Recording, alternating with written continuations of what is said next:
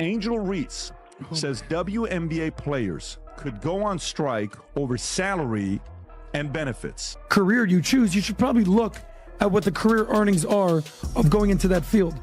What I'll also say is this: every single one of you WNBA players, you better pray that Caitlin Clark doesn't get injured, because she's keeping your league afloat. If we don't get paid what we deserve, we'll sit out. That's the bold and, let's be honest, seemingly delusional line Angel Reese dropped that, sent social media into a frenzy, and not in the way she probably hoped. The backlash came quick, but none hit harder than Patrick Bet David, who didn't just clap back. He dismantled her argument with surgical precision and a mountain of financial facts. And trust me, once you hear the full truth behind this mess, you'll never look at Angel's tantrum the same way again. The ones coming this year will still be on the rookie contract again. Mm-hmm. The ones the year after, they gonna get more. They probably gonna be making more than us. No, they are. Who's that? I'm hurt. They are. Like, yeah. I've been in the meetings. They are. I need to get in the. I need to get in the field. You need to come to the meetings. I need to get in the meetings because I'm hearing like, yeah, they don't give. If y'all don't give us what we want, like, we sit out. That's a possibility for real. So here's the deal. Reese, the so-called Bayou Barbie turned professional basketball player, is now calling for WNBA players to sit out if they don't get paid more. Yes, we're talking about a player still adjusting to finishing layups without clanking the bottom of the backboard, and already she's threatening to shut down the league. Patrick's reaction somewhere between disbelief and laughter. And honestly, can you blame him? What I love watching? I love watching her highlights of missing shots.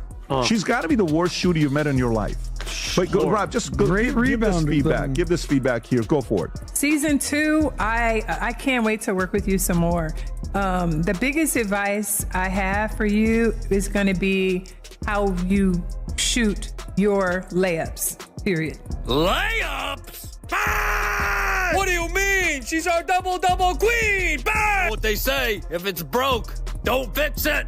Bang! Teaching Angel Reese to make a layup is like teaching an old dog a new trick. It ain't gonna work! Bang! Hey, welcome to McDonald's. What can I get you? Have the Angel Reese McBang! Let's take a closer look at what Angel actually said. Get paid. Possibility. Reese has been vocal about her low WNBA salary, revealing her $74,000 a year salary doesn't cover rent, stating on Instagram Live, "I just hope you know that the WNBA doesn't pay my bills at all. I don't even think they pay one of my bills." Reese's financial struggles stem from WNBA salary not matching her past earnings, as her NIL valuation at LSU was $1.8 million, bolstered by deals with Reebok, PlayStation, McDonald's, and Coach, while a 4-year rookie deal was $324,000 with $74,000 due next season. I just hope y'all know the WNBA don't pay my bills at all. I don't even think that pays one of my bills. I'm gonna do the math real quick. It might cover that. Yeah, it definitely covers that. What is I don't even know my salary. She revealed she's earning just about $74,000 in her rookie WNBA season, and she says that doesn't even cover rent in Chicago. Now sure, to folks like you and me, $74,000 sounds like a pretty sweet deal. But Angel, she's acting like she's living in a shack. The irony here, this is the same person who banked nearly $1.8 million at LSU, thanks to endorsement deals with Reebok, PlayStation, McDonald's, and a dozen more. Brands who apparently thought retweeting shade counted as a basketball skill. Not basketball sustained her, especially since the WNBA's $200 million revenue last season only allocated 9.3% to salaries, unlike the NBA's 50% share of the $5.3 billion in 2023. Adam, thoughts? No, my rent is more than that. It's $8,000. I'm living beyond my means. Now Angel's locked into a 4-year rookie deal totaling about $324,000, roughly $81,000 per year. That's less than 5% of what she made as a college influencer. No wonder she famously said hating pays the bills, because, let's be real, her Instagram stories are more profitable than her box scores. At the rate she's throwing bricks, the WNBA needs to charge her for backboard repairs. Caitlin Clark's out here building the future of women's basketball, while Angel's building a brand off bad takes and top-tier brick-laying masonry. If This is the greatest Angel Reese layup you'll ever see. Here we go with the dump off, ba-da-dum-bum-bum. I'm loving it. Burn! Oh, she getting jiggy with it. Look at that, crisscross, zigging zagging through the lane. Giddy up, yeehaw! Burn! Now I heard she's ambidextrous. That makes sense, cause she's equally doggy doo-doo with the right and left-handed layup. Burn! Professional basketball player needing to work on her layups is like a fish needing to learn how to breathe underwater. It doesn't make sense. Reese's Puffs! Burn! Patrick was absolutely stunned. Not because Angel is struggling financially, because let's face it, with all her endorsements, she likely isn't, but because of the sheer audacity to demand more money from a league that, wait for it, doesn't even make money. He pointed out the obvious in the real world when a business is losing cash year after year. It doesn't hand out raises, it hands out pink slips. That's when Adam Snick jumped in with the facts. And things really got interesting. WNBA and what's her name? Angel Reese. Do it. I fully support your right to strike. So other sports have done it. So other major sports have done it. Here's a quick list for you, PBD. I put this together. Biggest sports strikes in history. 1994, the MLB strike. It was the first time that the World Series was canceled. I remember. You remember that?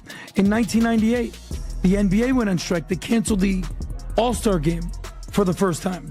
No one the knows. NFL has gone on strike multiple times. 1982, 1987, 2011. Adam reminded us that yes, the MLB, NBA, NHL, and NFL have all had player strikes. But here's the key difference. Those leagues were raking in billions when their players walked out. Angel Reese is acting like the WNBA is Apple, when it's actually more like your cousin's food truck barely breaking even and still giving out free samples. The catch when you're going to go on strike.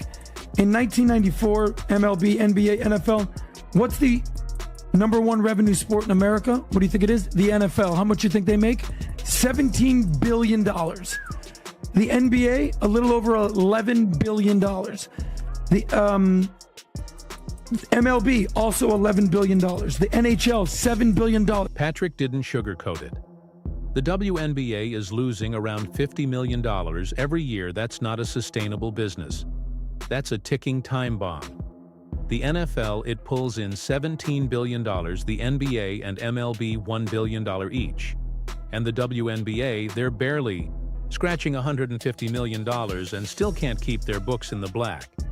It's like trying to run a luxury spa with 2 customers and a lemonade stand budget. Are a alleged $150 to $200 million company. You're operating at a loss every single year. You've never made money. It's called a zombie company. Isn't even a new issue. The WNBA has been operating at a loss since its inception in 1997. That's over 25 years of red ink and broken spreadsheets. You'd think all the buzz around Caitlin Clark would finally push them into profitability, but even now, with record ratings in full arenas, the losses are climbing. A league that should have folded long ago, but somehow keeps staggering along thanks to its much richer big brother, the NBA. For you, Vinny, real quick, rapid fire. Go. WNBA stats. Here we go. You're a sports guy. How many teams are in the WNBA?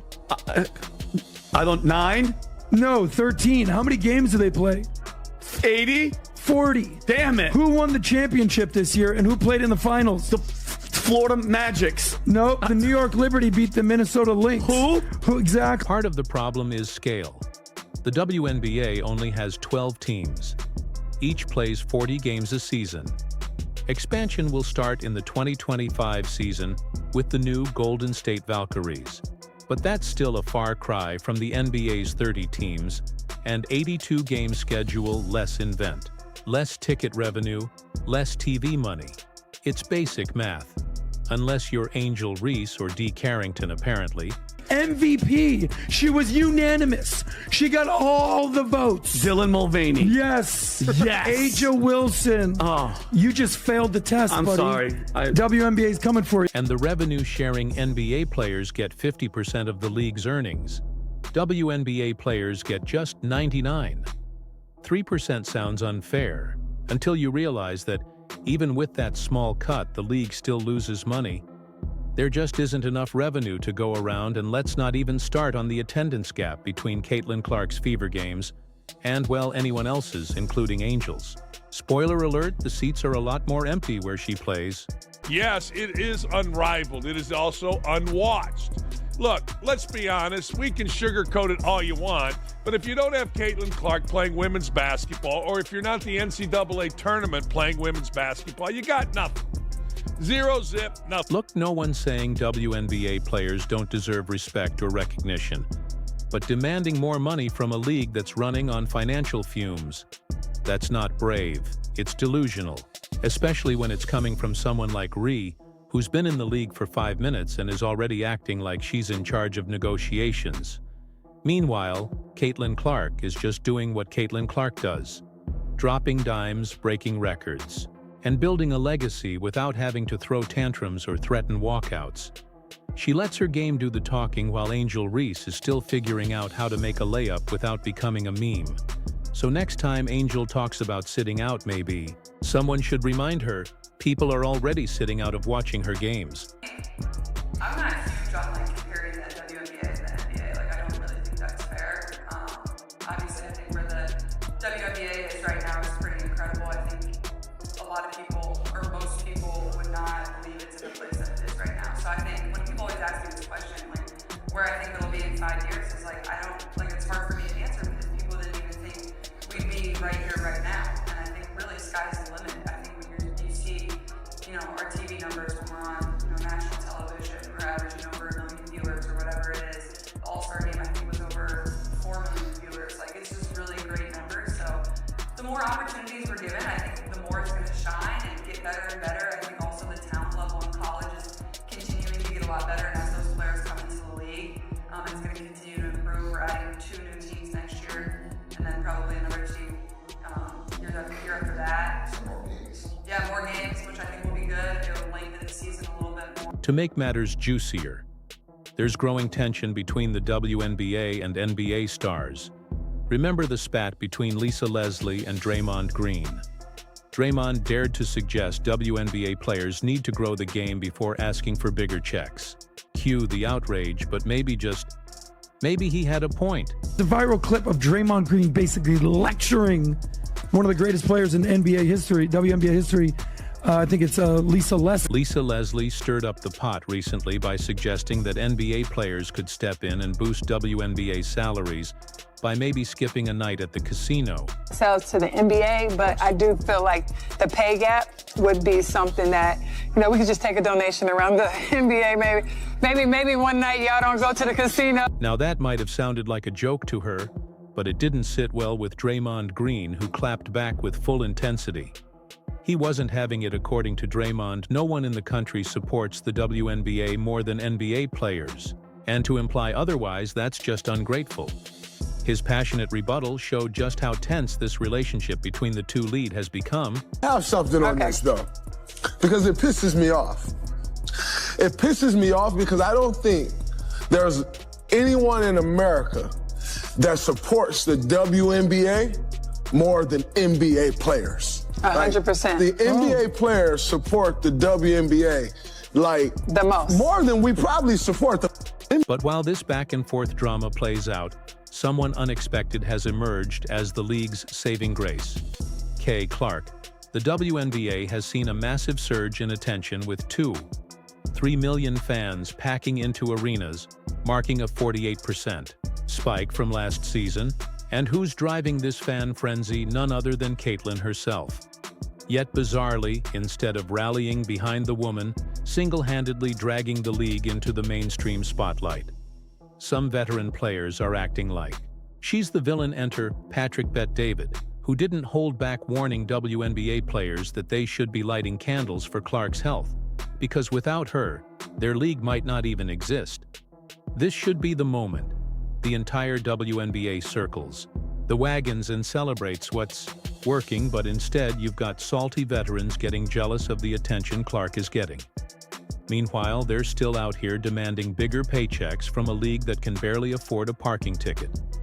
Angel might want to hold off on asking for raises until she can consistently make a layup in traffic. And what they need, and by the way, maybe they should play hard, but not flagrant foul.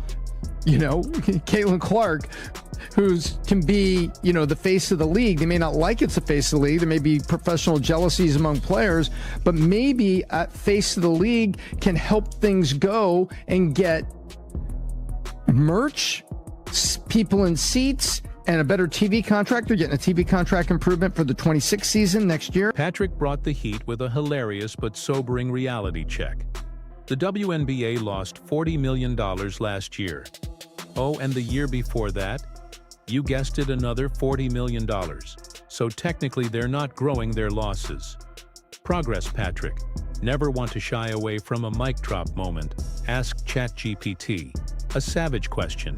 Do WNBA players get paid, even if they sit out? The answer, of course, was yes. And why is that? Because the NBA keeps bailing them out like a parent who can't stop funding their kid's garage band. Watch this here. To address the financial situation, I ask, the WNBA is, Rob, if you go up and ask the other question as well, ask, is it true that the WNBA makes money when they don't play? Is it true that the WNBA makes money when they don't play? Ask that question. What does that mean? Yes. In a way, the WNBA has historically lost money and receives financial support from the NBA, which means that the WNBA games are not played. The league can actually save money by avoiding operating costs. Did you guys understand what happened? Yeah. Right there? Yeah. So WNBA makes money when so if they go on a strike, the NBA is like, awesome. And let's face it, if WNBA players actually go through with that strike, Angel Reese was threatening, the NBA might not be mad. In fact, they'd probably throw a party less payroll to cover less PR doctor drama to manage and a break from the annual financial hemorrhage. Sounds like a win-win. The NBA's been carrying the WNBA like a toddler in a backpack for over 2 decades. And just when that backpack starts feeling extra heavy and walks, Caitlin Clark, with the energy of 1,000 Red Bulls and the skill set of a generational talent. Here's where it gets even messier. NBA players already support the WNBA financially. And now with Caitlin Clark bringing levels of attention that has never seen before, it should be smooth sailing. But nope. Number that came up, which is their argument, which you have to kind of defend the argument that they're making. WNBA's attendance had a record-breaking high in 20 years with a total of 2.3 million fans attending games. The attendance is up. Sure, those packed arenas look great on Instagram, but underneath all that, glitter is a financial dumpster fire that's been burning since 1997, 2.5 decades of losses, and the league is still operating like it's one breakaway dunk from going mainstream. Viewership is higher, and they're asking for the money. And if the contract on the back end, the revenue, NBA gets 50+% to players, they do 9.3. There's an argument for it to be played, but you're right. Tom from Valuetainment brought the cold, hard truth that no one wanted to say out loud. The NBA treats the WNBA like a write-off. Literally, it's not a business, it's a PR move, a way for the league to say, look, we support women's sports, while continuing to foot the bill that Pie Angel Reese keeps demanding a bigger slice of it doesn't exist. There is no pie, just crumbs. And the NBA is already spreading those thin.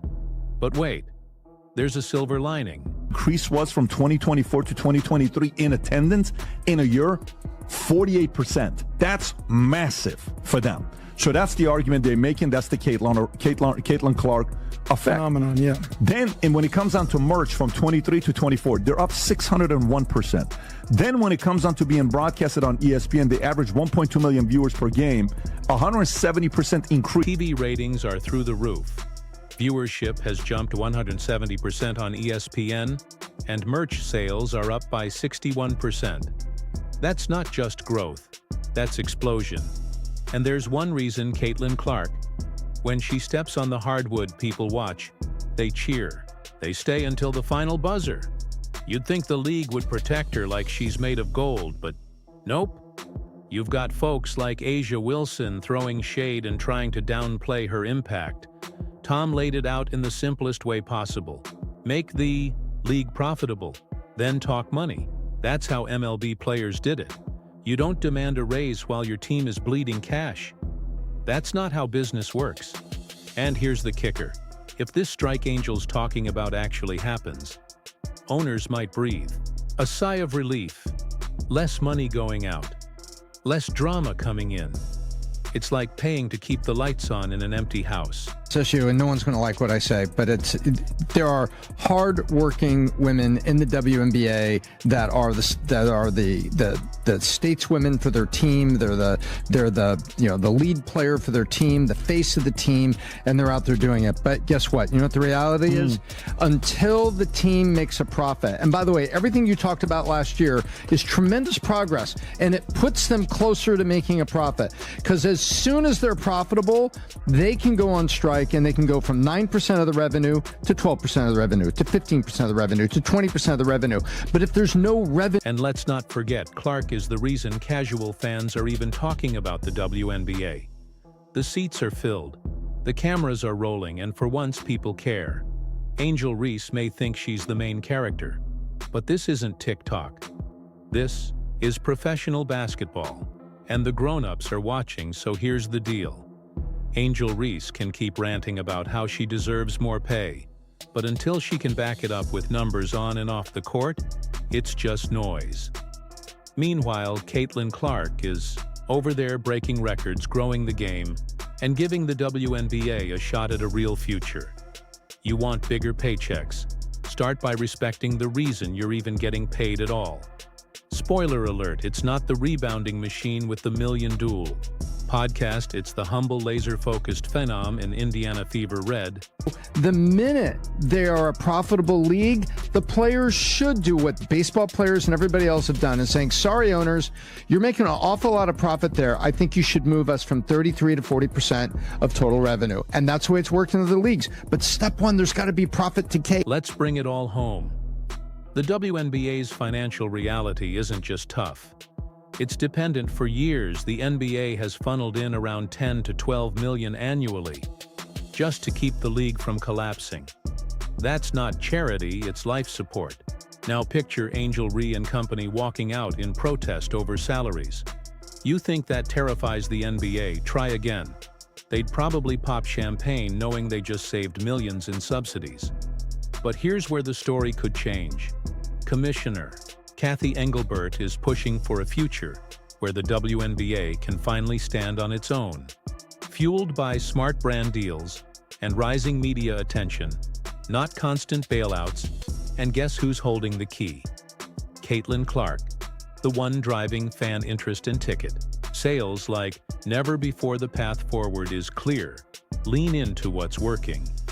Embrace the stars fans are lining up to see, and build a league that doesn't need saving, because if the WNBA doesn't evolve fast, it might not get another shot. And clearly, Angel Reese is not helping. Do you agree? Let us know in the comments. Like, subscribe, and turn on all notifications so you never miss out. Click the video on the screen, and we will see you in the next one.